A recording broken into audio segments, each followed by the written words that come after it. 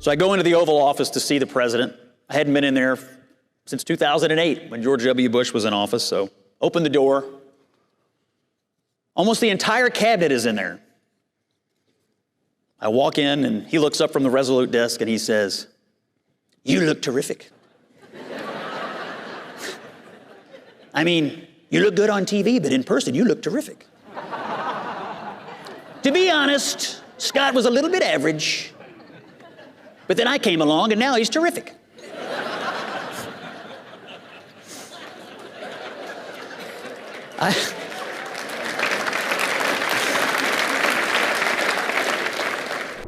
Scott Jennings is one of the most trusted conservative voices in American politics. A veteran of high-stakes campaigns and a seasoned political advisor, he is also one of CNN's most popular and recognizable analysts.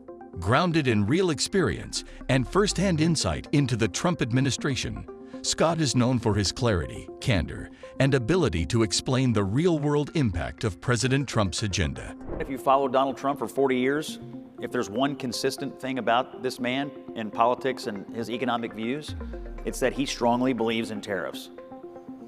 So as a baseline proposition, I doubt he's ever going to let go of that view because he's had it forever. And he talks about it all the time. I've been in the Oval Office with him this year, heard him talk about it extensively. I did not get the feeling this is a man who is rethinking his views on tariffs.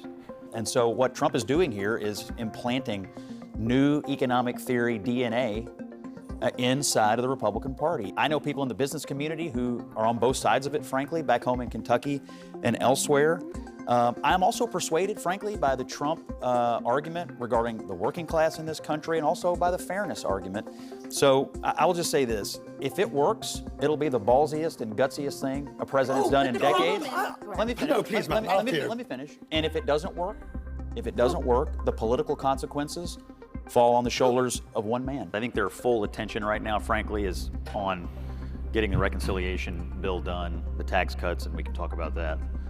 But I do think a sort of a second order level of activity in this government is going to be what they did in the first term, which is try to cut red tape, try to reform based on what they're hearing from American businesses, try to make it easier for American companies to not be entangled and ensnared with the federal government. And so what I would recommend, truthfully, is if something is happening with the feds that is impeding your ability to do business, or if there's some process that makes no sense at all, or if there's something that's not working at all, now is the time to find somebody to tell.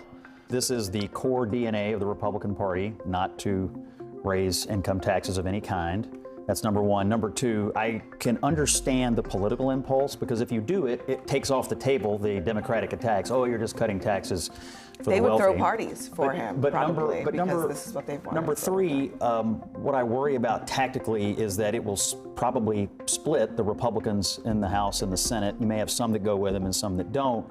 And it's already a fraught enough process to get reconciliation done that this could be a wrinkle. The most important thing they can do is make permanent the president's tax cuts. If they don't do that, that'll be the largest tax increase in American history. That's project one.